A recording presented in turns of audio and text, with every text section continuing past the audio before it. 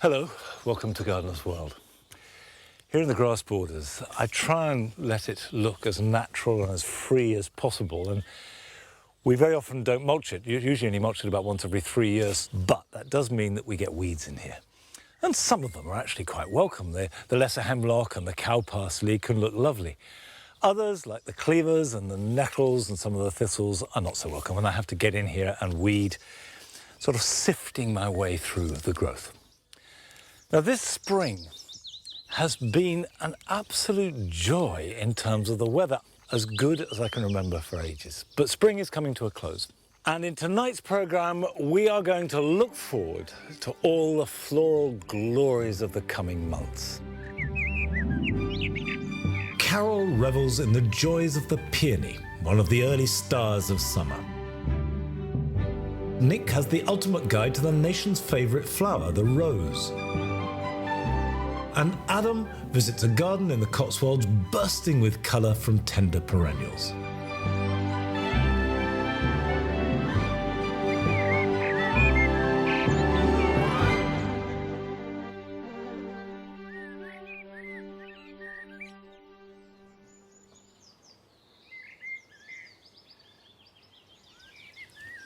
The Jewel Garden is quite slow to get going in spring. It's probably the last piece of Longmeadow to really start showing its floral colours, but when it does get going, it goes on the rampage. And one of the plants that to me is a great signifier of their shift from spring to summer is the tree peony.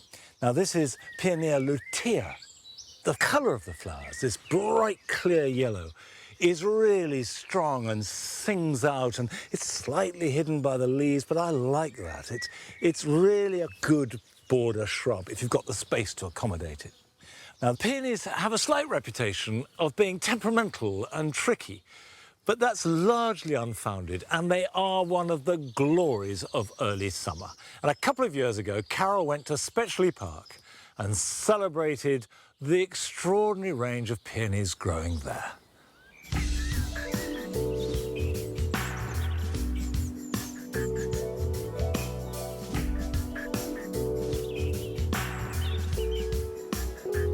Summer's finally arrived. There are leaves on the trees, everything's growing. And then suddenly, out of the blue, the peony bursts on the scene with these great voluptuous flowers in crimsons, pinks, yellows. She's the true glamour girl of the early summer garden.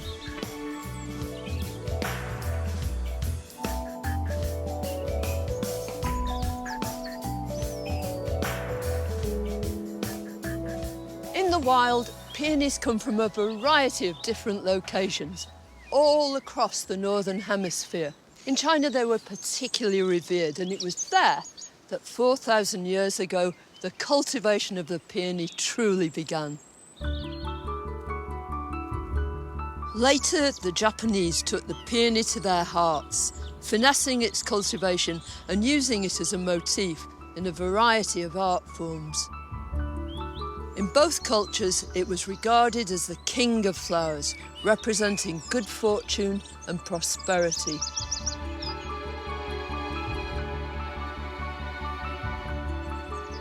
Peonies belong to the family Ranunculaceae. That's the buttercup family. There are two main types of flower. On the one hand, there are the doubles with row upon row of petals. On the other, there's the single ones with just one layer of petals around the edge. In the case of the double flowers, as far as a bee is concerned, they're absolutely useless. Even if there is nectar in there, a bee can't possibly penetrate. So, in terms of beauty in the garden, lots of us might go for the showier doubles, but when it comes to insects, they'll go for the single one every time.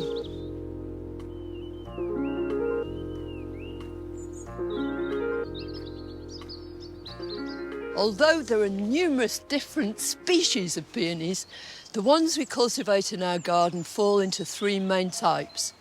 First of all, there are herbaceous peonies. Secondly, intersectional. And thirdly, tree peonies.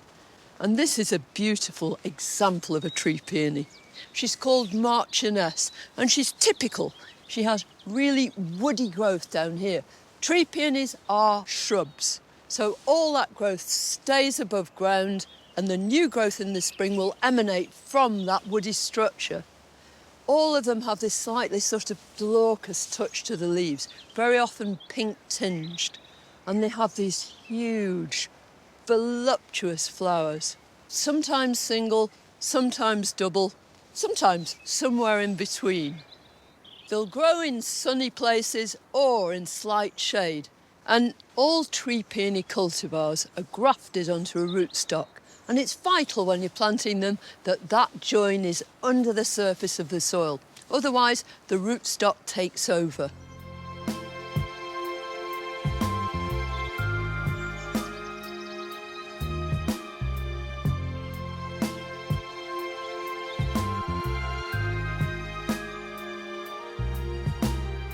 The most commonly grown of all these groups of peonies are the herbaceous peonies, which simply means during the winter they will die away to nothing. They'll disappear completely. Now, tree peonies have fibrous roots that spread out, but in the case of these, there are these big tubers. In the spring, up will come new shoots, and each one of them will make a big, tall stem with a spectacular flower at the top. But the whole deportment of the plant is beautiful. They're evenly spaced throughout. And even though their show lasts just a short while, they're spectacular when they're in bloom. They're very easy and straightforward to grow. But one of the complaints that people often have about these herbaceous peonies is that they refuse to flower. It's often when people have moved them, and the problem is that they get planted too deep. What herbaceous peonies need is to have their tubers planted so there's just a tiny depth of soil above them. 1 inch or 2 inches is ample. Any more than that, and they feel buried. They'll produce leaves, but very, very few flowers. And it really is worth treating them properly to get this spectacular display.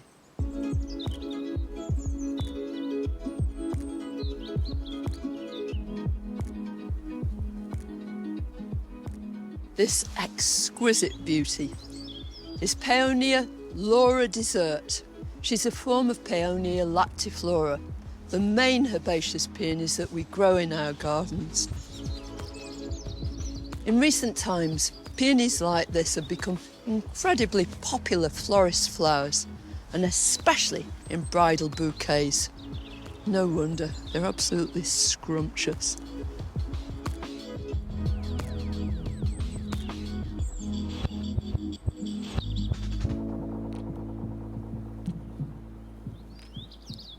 This is the third type of peonies that we grow in our beds and borders. It's an intersectional hybrid. It's called Bartzella. These peonies were introduced in the 1940s by Mr. Ito, a Japanese botanist, who wanted to marry the benefits of both tree and herbaceous peonies. He succeeded wonderfully, but he never knew about it, because he died before the first ones flowered. Since then, they've become extremely popular because they don't need staking. They produce masses of glorious flowers, and often that flowering is prolonged because they make extra buds too. What more could you want?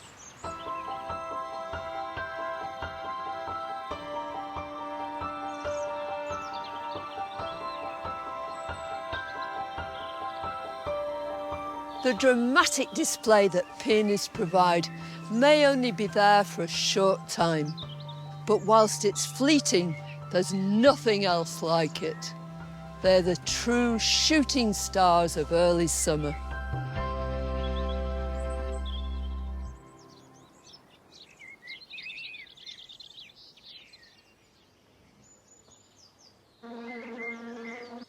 There is no doubt that peonies are just fantastic, but it's getting a crowded field. As summer opens out, more and more wonderful plants are coming to the fore. But before all that happens, the species roses in the spring garden are just lovely. Now, species roses are those that are not bred by man. They occur naturally in the state that we see them in the wild. And they are really the material from which all other roses are created. And I've got two here in the spring garden. There's Rosa hugonis and Rosa cantabrigiensis, and both are very similar. They share the same lovely primrose yellow flowers. They're small, they're simple. You never get a voluptuous species rose. They don't have long stems. They just grow out like a spray with delicate ferny foliage. They only last for a few weeks. So you may think I'm underselling it, but there is something absolutely exquisite about them, and I love them. Now, species roses are really easy to grow, and in fact, so are most roses by and large, but I know that a lot of people feel intimidated by them because although they're lovely flowers, they don't quite know when to prune them or what type of rose it is.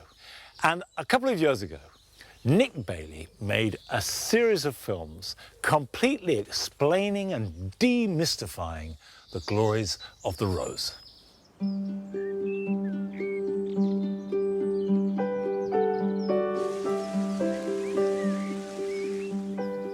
The rose is certainly a vast and beautiful genus.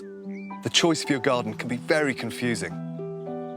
Today, I'm looking at a class of roses which existed long before modern cultivars, the old roses.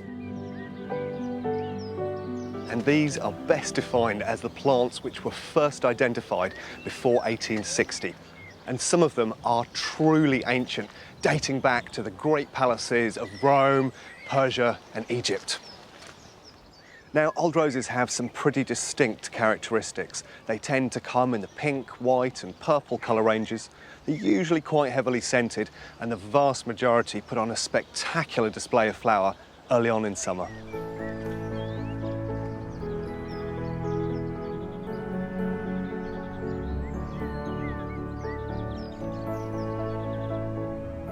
One of the oldest groups of cultivated roses are the Gallicas, and this is a fantastic example. This is the apothecary's rose.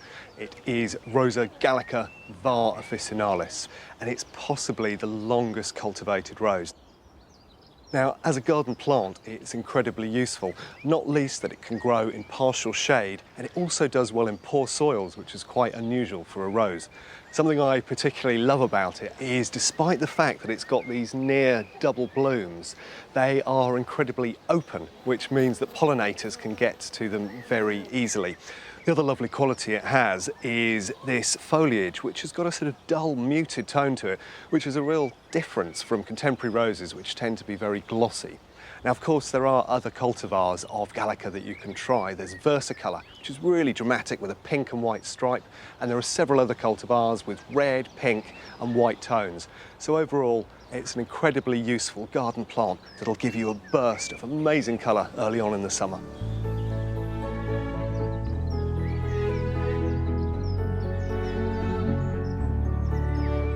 Grown in the Middle East since antiquity, the damask rose really is something special. The thing that makes it unique is that it has the most extraordinary and arguably the strongest scent of all the old roses. So strong, in fact, that it was used to make attar of roses, which of course is one of the scents that you get in Turkish delight. Now, it has particularly useful garden qualities. It makes about a 5-foot plant. It has a sort of dull muted leaf, similar to the Rosa Gallica. But there are many different colour forms you can grow in the garden. There are pale pinks like this, near whites, and then darker pinks as well.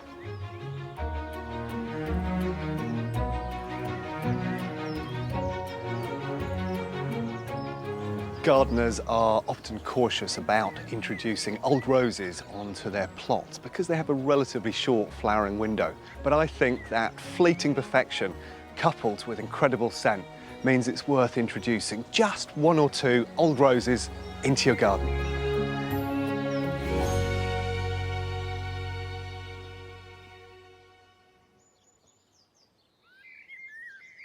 Well, Nick will be returning later in the programme with 2 more types of roses and explanations and tips on how to best grow them. However, there is just one thing I have to disagree with you on, Nick, and that is not that you should have 1 or 2 roses in your garden. You can never have too many of those lovely old shrub roses. Now, I must mistake this delphinium. Delphiniums are one of those plants that I associate with childhood. It's a good idea to stake them, as with all plants, before they get floppy. And I just use bent wire supports around so they've just got something to lean on. I don't try and tie them in, it just means that they won't flop over. And the reason why I associate them with my childhood is because these tall blue spires of flower is something I associate with long, hot summer days a long, long time ago. And I guess we all love them. But I also guess that very few people share the same degree of passionate fervour for delphiniums as Graham Austin. And a few years ago, we went to visit him at his nursery in Hertfordshire.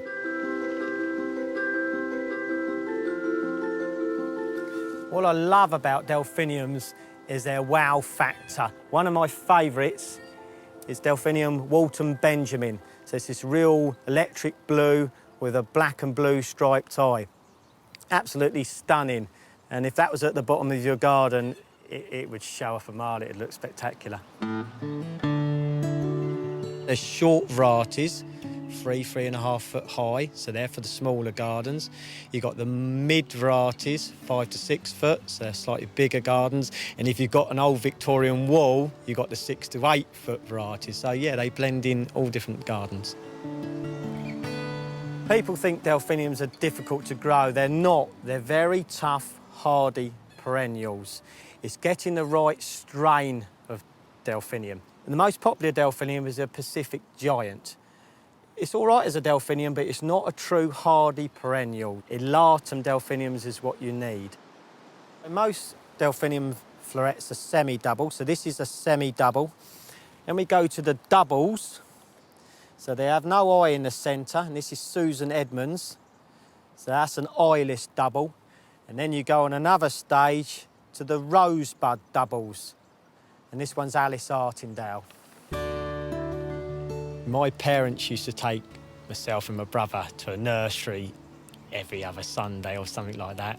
And I used to love going into this nursery and the smell of the greenhouse after they'd watered. It was lovely. And I used to take cuttings off different plants. I didn't have a clue what I was doing. My parents' garden is full of old conifers and things that I'd rooted. Love being outside, I love the nature, the birds, the wildlife.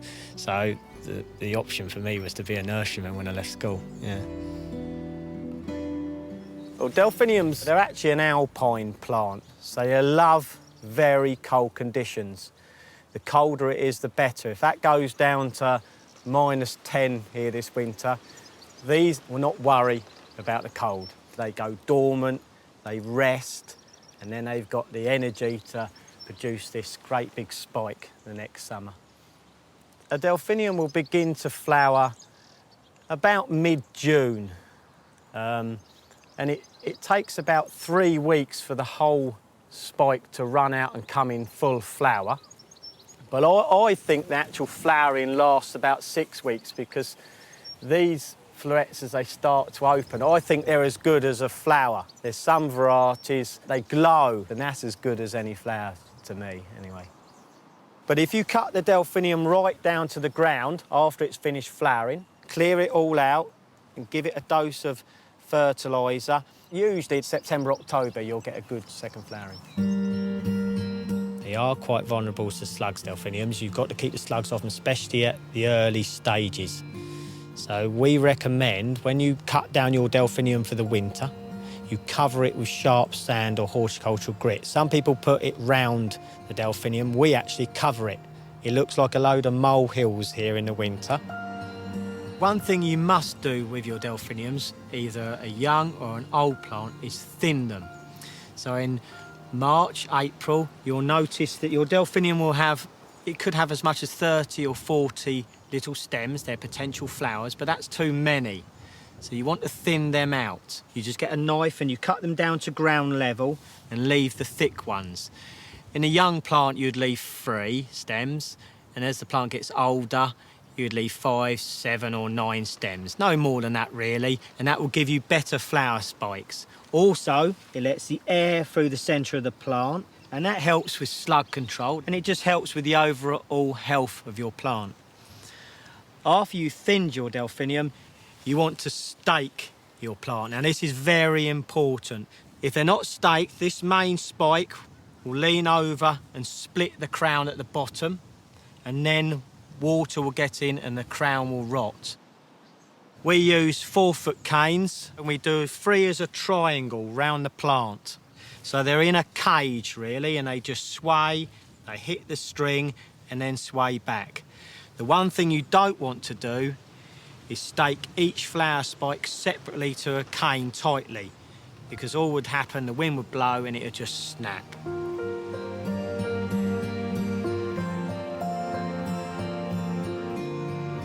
This is my trials area. Now, a lot of these are not really up to scratch at the moment, but this little one here, this is a very tight double, and I'm quite pleased with that one. Doubles are not that common, so this one I'm going to grow on for another couple of years, and if it stays good and keeps producing nice flowers, then hopefully we'll have a chance of naming that delphinium. They're lovely plants, they deserve to be more popular.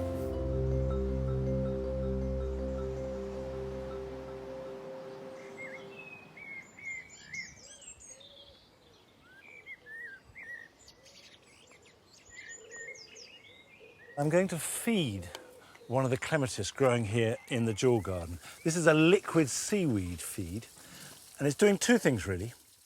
One, it's giving it extra nourishment, and 2, a good drink. And those are the 2 things that clematis love. They really do need lots of water, and when you plant a clematis, if you add plenty of bulk and organic matter into the soil, that acts as a sponge, and they like richness. And if you've got very chalky or sandy soil, you probably will need to feed them fairly regularly, or if you're growing them in a container. Now, actually, they grow very well here, particularly group 3 clematis, and we have them climbing up the wigwams and tripods all over the garden, particularly here in the jewel garden. But this one, I thought I'd give it a boost.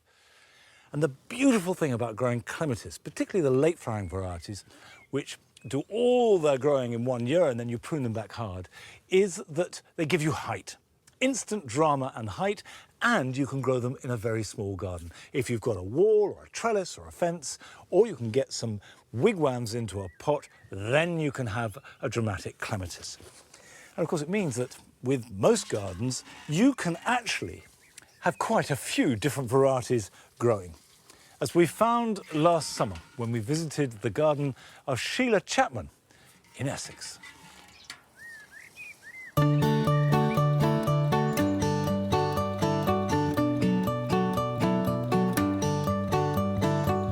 Once you get hooked on clematis, that's the end of it. You're with them for life.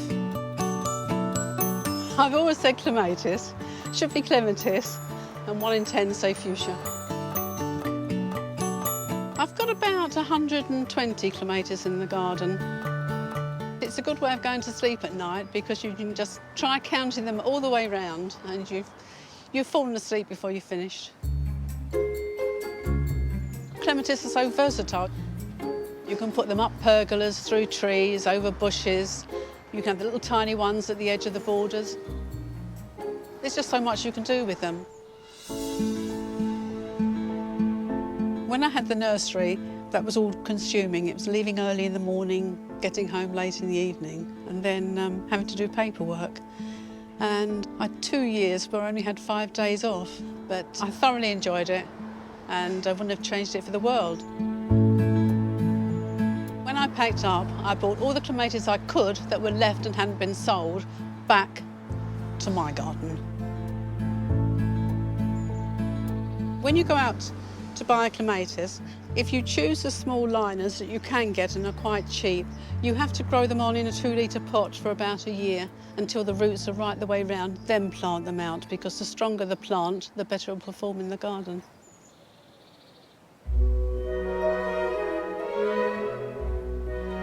There is a saying that you head in the sun, feet in the shade, but the reason they're in the shade is because it conserves moisture. So long as you water well, they can be planted in full sun.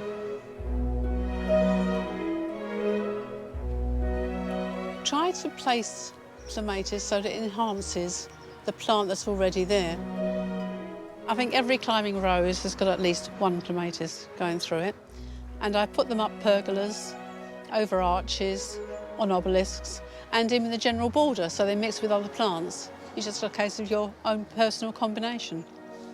This is Texensis Princess Diana, shocking pink, outward and upward facing tulip-like flowers. And I grow this on a pergola with the New Dawn rose, so the soft pink and the shocking pink go very well together. And here we've got the rose Catherine Morley, soft pink, and the herbaceous Integrifolia Heather Herschel. And I think you'll agree these look fantastic because you don't have to have clematis just with climbing roses. You can have them with freestanding roses as well.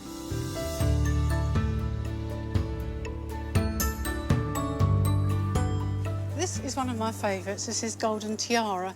You have the small, yellow, beautiful flowers with the mauve centre that matches up with Victoria that's trying to attack me over here. It also has lovely buds, usually lime green in colour, and it also goes with a Graham Stewart Thomas rose. These are all my either cuttings or seedlings. 150 of these are the ones that have self-sown. I'm very lucky that I've got clematis seedlings coming up all through the garden, and they seem to see themselves in exactly the right place. This little one here seeded itself many, many years ago, and it's just gone from strength to strength. Another bonus with growing clematis is when the flowers are finished, you've got such wonderful seed heads. If you wish to grow your own plants from seed, you wait until the seeds are dark brown, you put them in trays of half compost, half perlite, cover them with a little bit of vermiculite, water well, and then leave them either in a cool greenhouse, outside on the patio, doesn't really matter, just cross your fingers. This is the large late flowered variety called Carew. I grow it on obelisks, many of which came from the nursery, but it's sentimental reason as well, but they do add height all round the border. As you can see, I've spiralled the stems all the way round so that the plant covers the whole area and it doesn't just go straight to the top and then go flying away and looking a bit weird and wonderful like a triffid.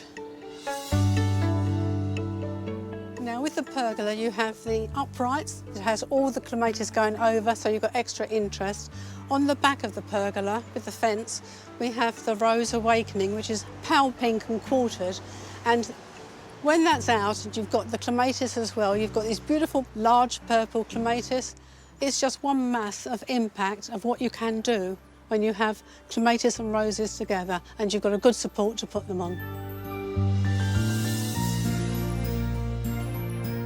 I think no garden can be without a clematis or 10 because there's so many different shapes and you can put them with something, so when something's gone over, you've got the clematis to continue with the flowering.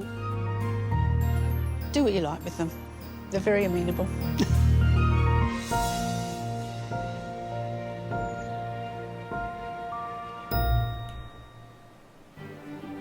Still to come, Adam discovers a Cotswolds garden with an incredible range of tender perennials. And we visit a passionate dahlia grower in Cumbria. But first, Nick continues his journey through the story of the rose, turning his attention to the repeat flowering Bourbon, tea, and Floribunda roses.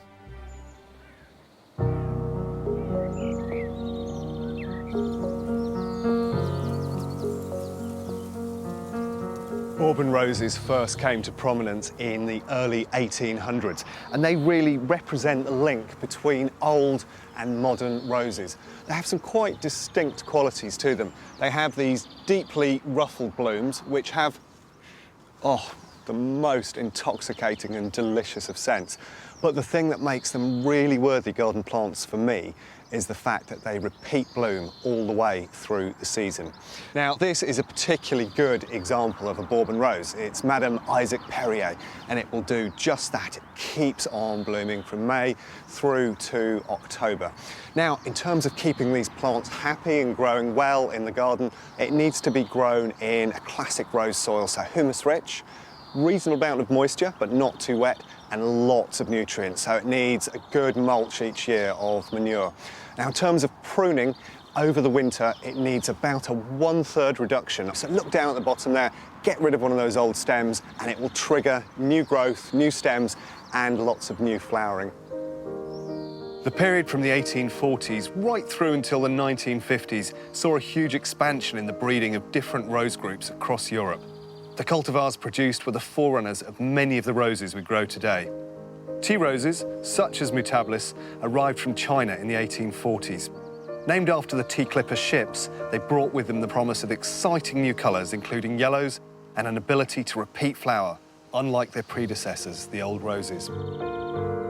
These tea roses were hybridised with other older roses, producing hybrid teas. They started to arrive from France in about 1880, and they followed a quick succession of lots of different colours of these HT roses. Then, directly after the war, a new and iconic rose appeared, and this is it. It's Rosa Peace, and it has this beautiful pink edge to it on the outer petals and then yellow in the centre. And it's gone on to become the best-selling rose in the world. Now, all of these HT roses are probably the easiest of all groups of roses to maintain. They need to be in a relatively heavy soil, lots of mulch, lots of food through the season, and their pruning couldn't be easier. You can literally chop them down to about 8 inches, about 20 centimetres in March time, and they'll grow away for you brilliantly into the season. Now, of course, HTs are repeat flowers that will flower from May to November, but if you deadhead them, you'll keep them going even longer.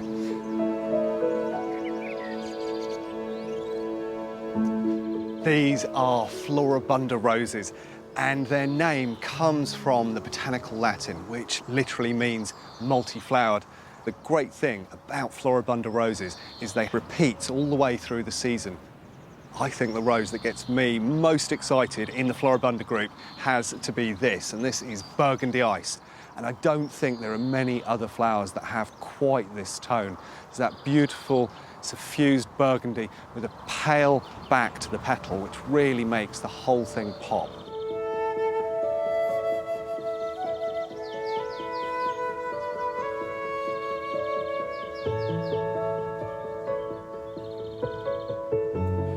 Modern roses have had a really bad rap over the last few decades, but because of their ability to repeat flower, their incredible range of colours, the fact that some of them are brilliantly scented, and that you can mix them into other borders, I think they are absolutely due a revival.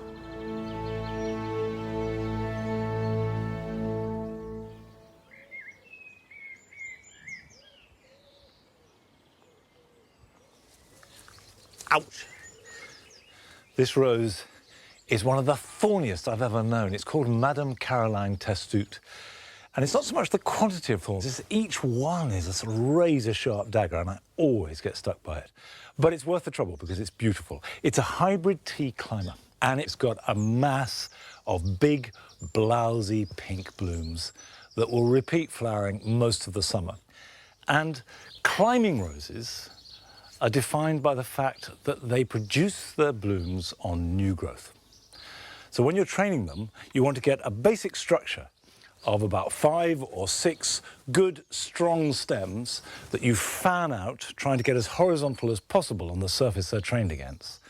And then the side shoots, which are all this new growth you can see appearing, bear the flowers. You prune them back in autumn, right back to 1 leaf or 2, and then you get a surge of growth and a mass of flowers.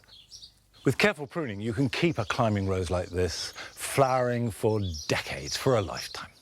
But underneath it and all around the dry garden, we have starting to flower in all their glory the bearded irises. In fact, they only really grow well here in this side of the house because the rest of our soil is much too heavy for them. But they're happy here. And like roses, they have this incredible intensity of flower, but there is something delicate about them, something transient. And they are a plant that inspires deep and abiding passions, as we discovered when we went to visit a grower in the Cotswolds.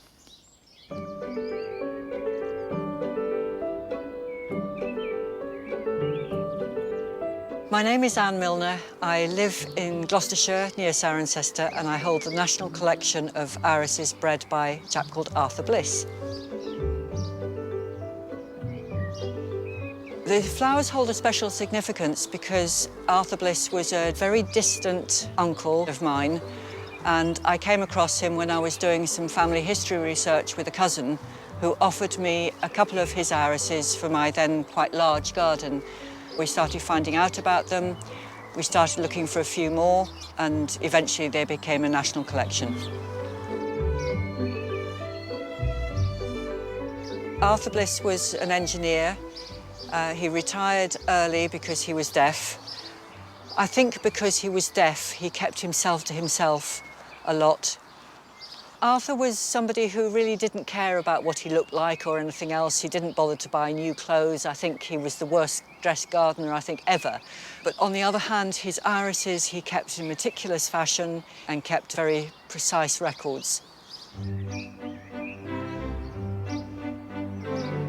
In 1912, he moved from Kent to Morwellham Quay on the Devon-Cornwall border near Tavistock, and he became obsessed with breeding irises. This is the Iris Morwell. It is the first iris that was noticed by anybody and therefore was the start of his fame as an iris breeder. It's also the first iris that I got from my cousin. It's a very elegant iris. It's quite large for its age. It's this lovely, delicate mauvey blue, and it smells simply wonderful.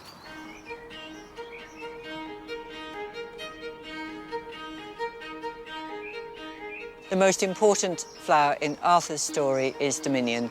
There is no doubt whatsoever about that, because that forged his reputation and went all over the world for breeders to use to create new irises.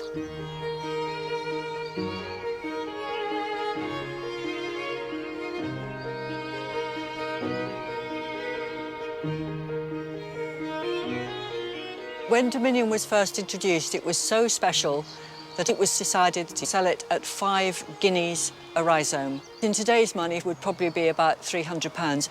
And because it was so expensive, everybody then wanted it, because they thought, if you're charging that much for it, it must be really, really, really special.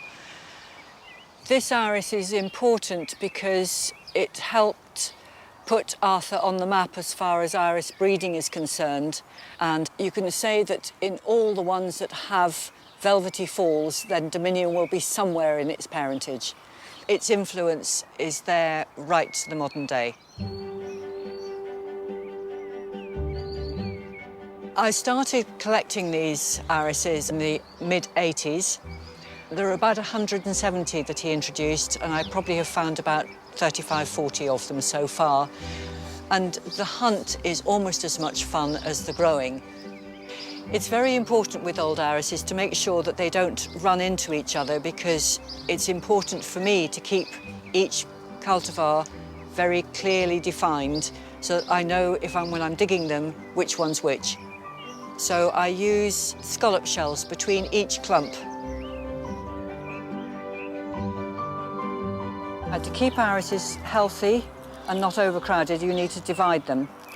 So you break the rhizomes apart. It's important to divide rhizomes so that the sun can get to the rhizome to bake them, because otherwise they'll get overcrowded and they'll stop flowering. You then need to cut the leaves back. Some people cut the leaves back after flowering, but it's not necessary because the leaves are busy feeding the rhizome, and so the rhizome is growing bigger. You can also cut the roots back, because most of the roots will regrow. It's important to name the rhizome as you do it, because otherwise, if you're doing lots of irises, they can get in a muddle, because all irises look the same when they have no flowers.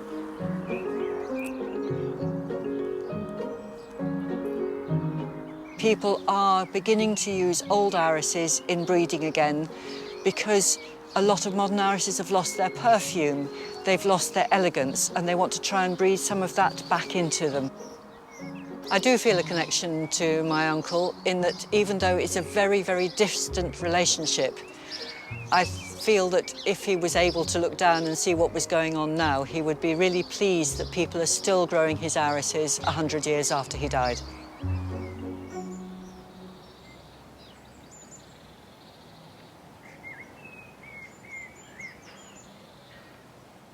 A summer flower I really couldn't be without here at Longmeadow is the dahlia. I love them and have them in many different colours, lighting up the border well into autumn. But in Cumbria, Jack Gott has got a collection of dahlias that is really special.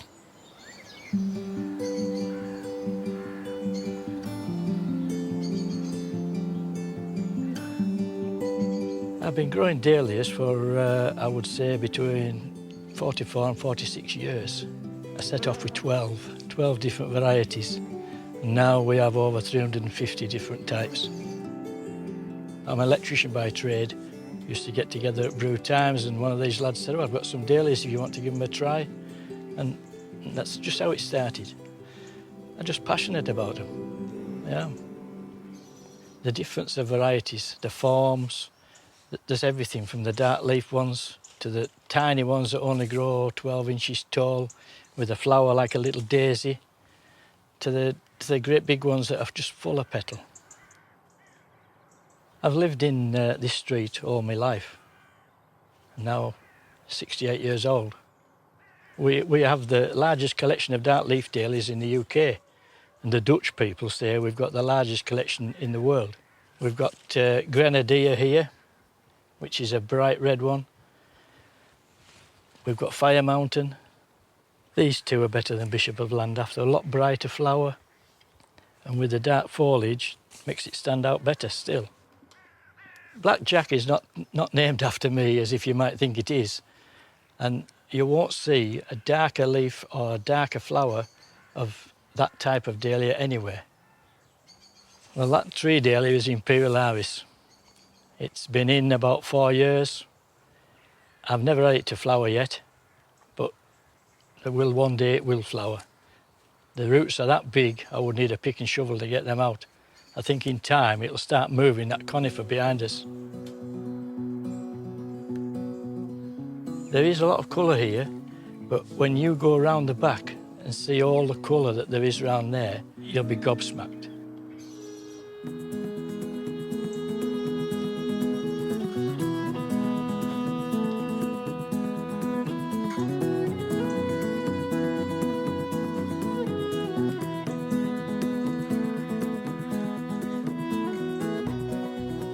Well, for growing show palms, to start with, you need the right varieties. All flowers and all buds have what they call a calyx, which wraps around the bud to start with.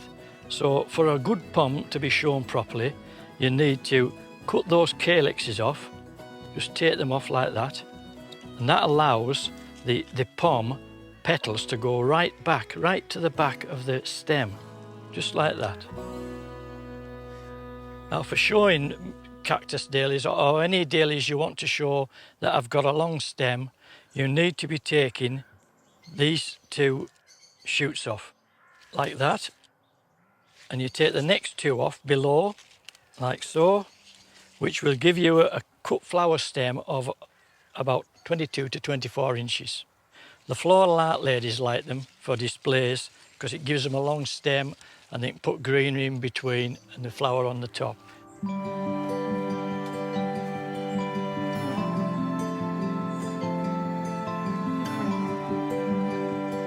I'm raising new collarette type dahlias.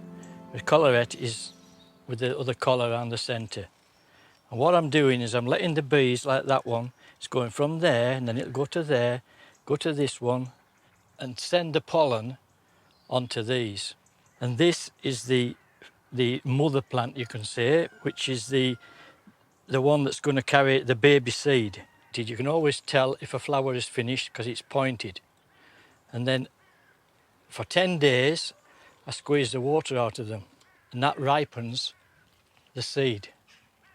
Then we cut them off, just put them in milk bottles as if it was a flower, leave it there until this has all gone brown, Then we knock the seed out of the pod, save it in an envelope, and then on the 1st of April every year, we sow the seed.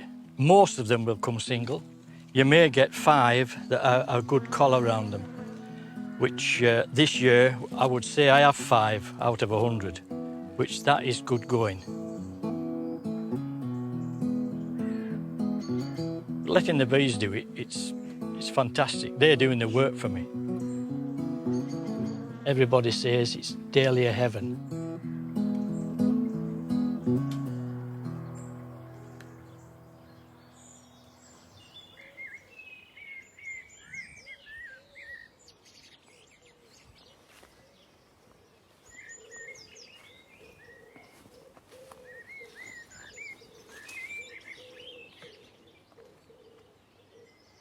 This and a number of other roses scrambling up the apple trees in the orchard is a rambler. And this one is Rosa multiflora carnea. It's really good if you've got a shady area or a north wall because it will cope with shade and quite poor soil. And it produces a cluster, a mass of these lilac pink flowers. They're fragrant and they festoon the tree. It swamps it. I probably should prune it much harder, but I haven't got the heart. In fact, this is only its 4th year. So every year it gets bigger and bigger. And ramblers can grow truly enormous. They are spectacular roses. The downside is that you only get 1 bite of the cherry for the vast majority of them. But boy, is it worth waiting for. Now, we've come to the 3rd and final instalment of Nick's journey through the story of the rose. And many people would say that he has saved the best to the last.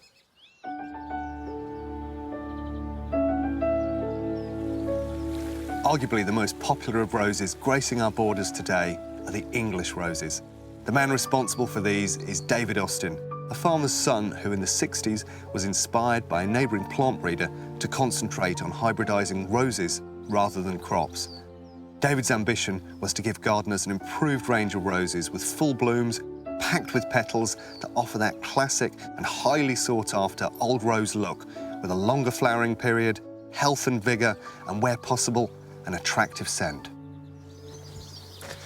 This is one of the newest English roses. It's Thomas à Becket, and it really embodies what English roses are. It's got these fantastic full blooms which repeat all the way through the season, and it's got a great scent, which is really old rose, so it's just so charming. But the thing that I particularly like about this cultivar is it's got quite a loose, open habit, so it almost feels like a wild or species rose. Now, in terms of the blooms themselves, well, they've got this delicious sort of crimson look to them, and then they've got this slightly lax habit to the flowers as well, which I think gives it a lovely quality. In terms of growing it in the garden, it's really, really adaptable. It will grow in full sun, as it is here, and equally it will grow in part shade.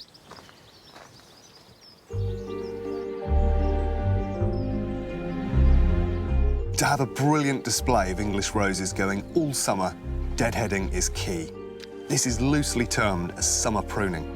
Doing this regularly keeps them flowering and directs the plant's energy into producing new blooms. It's best to remove the spent flowers and around 6 inches of stem to increase the performance of the plant.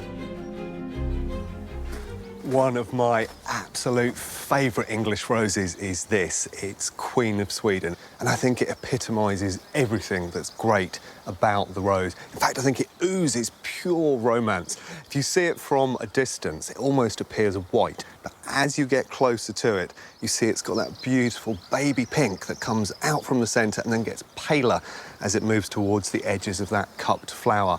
There's almost a peony-like quality to the massive ruffled petals that are all packed in there.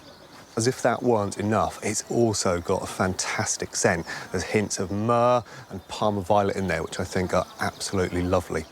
In terms of how you use this in the garden, it's great because you can mix it into herbaceous or shrub borders. I've used it in the past as a hedging plant, but equally it will stand alone. Now, it works brilliantly also as a cut flower. from traditional forms right the way up to modern cultivars. There really is an incredible range of roses out there in terms of colour, form and size, meaning that there's one to suit every single garden. So be brave, try out a new form and celebrate the incredible flower that is the rose.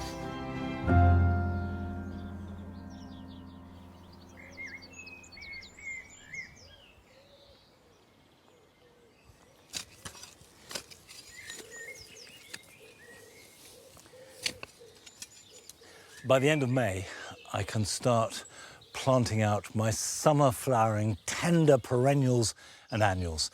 There's a huge temptation to put these out at the beginning of May, to move on, to push all that summer intensity a little bit closer.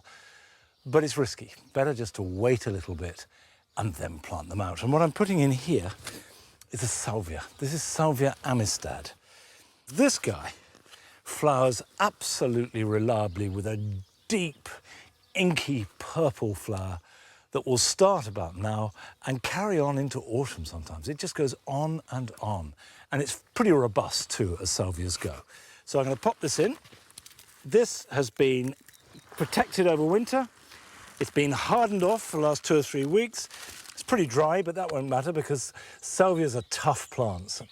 It doesn't hurt to treat them a bit hard, keep them a little bit dry and not feed them too much. Because if you feed it too much, you'll get lots of growth, but fewer flowers. Treat it a bit harder with good drainage and it'll put its energy into producing flowers rather than leaf. Okay, pop that in the hole, it fits perfectly. Firm it in.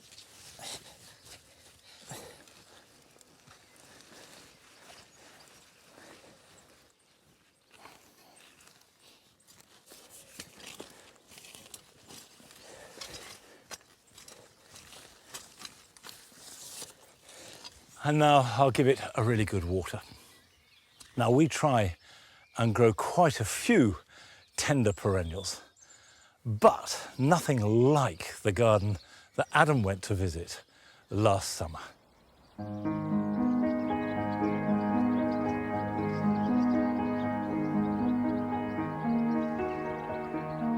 We gardeners do like a yap, don't we? Especially if we find something that we think's a little bit different. I had a mate say, Frosty, you have got to go and visit this garden. Not only is the design special, but the planting and the work that's gone into it will blow your mind.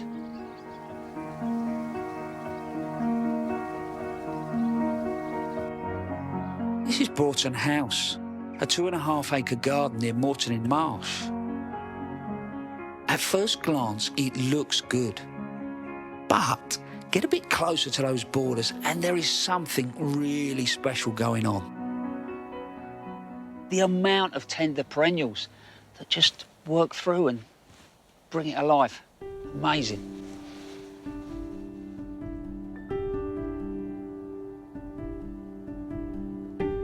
Three gardeners create and maintain this amazing space, headed by Jackie Ray. I've had a little walk around this garden. It's like food for the soul. It's incredible. It's great fun. We enjoy it. But you've been at, what, 18 years? Yes. Well, this is my 18th year, so 17 and a half. And head gardener for 16 months? Yes. Using tender shrubs and half-hardy perennials has been the tradition throughout Jackie's time here, bringing an extra blast of colour and form. Because they become your jewels, don't they? They sort of more or less guarantee you colour this time of year. Yes, it keeps on going and getting better and better. And the end of September, beginning of October, it's fantastic, until the frosts, really. Wow. In all, the team uses around 160 different types of tender plants here, like this lantana and lots of aeoniums. All but 1 or 2 are grown on site. Well, I did do 2,000 cuttings. 2,000 cuttings? Yes. And presumably that's just the smaller stuff, whereas some of the bigger stuff gets lifted and taken Yes, in? yes. We always do cuttings of the Abutilons and the Cestrums, so we've got young stock coming on because we don't keep the really big plants. They lift and overwinter whatever they can carry in up to 40-litre pots. And then in spring, spend a month replanting everything out. including the new plants they've created from cuttings. When you get to the end of May, it must be manic here, isn't it? Yes, it is quite busy because that's when we start planting out. Last year when I was head gardener, we'd get a trailer of plants out and then I'd run around placing them, and Tom and Gareth would plant them, and then I'd be on to the next lot. So I just spent the months running around. It's not a bad way to get in your steps, is it? But I love the way that you've detailed this back border and the way that the movement picks up with trees in the landscape. Yes, the landscape is fantastic out there, isn't it? It just makes the garden look like it goes on and on. So it's No, I'm going the planting. The way that you've planted. Sorry. No, not sorry. You're just being modest. You're being modest. That just doesn't happen. I think that's luck. It's not luck. It's not luck. Go.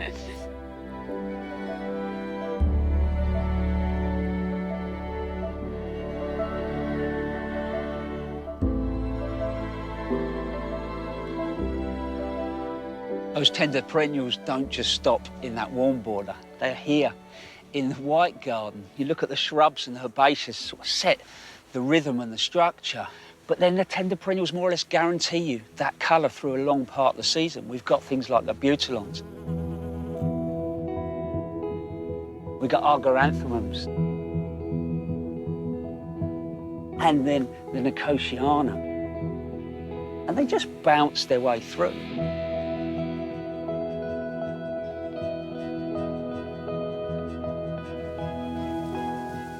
I think it's really clever what they've done with the hedges, because they've not just used one block.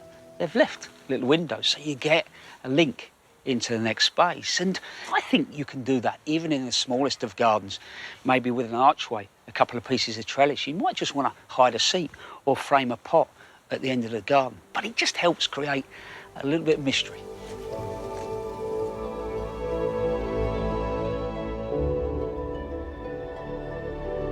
And just when you think that there's no more space for tender perennials in this garden, Jackie and her team managed to squeeze a few more in. Look at this pot. Absolutely incredible, isn't it? They pop up all around the garden, and for me, they encapsulate what this garden is all about. Yes, there is a lot of work in those borders, but think about that on your terrace right the way through the summer months. Wouldn't that put a smile on your face? My mate was right about this garden. It is special, probably one of the best summer gardens I've ever seen, the design and the planting.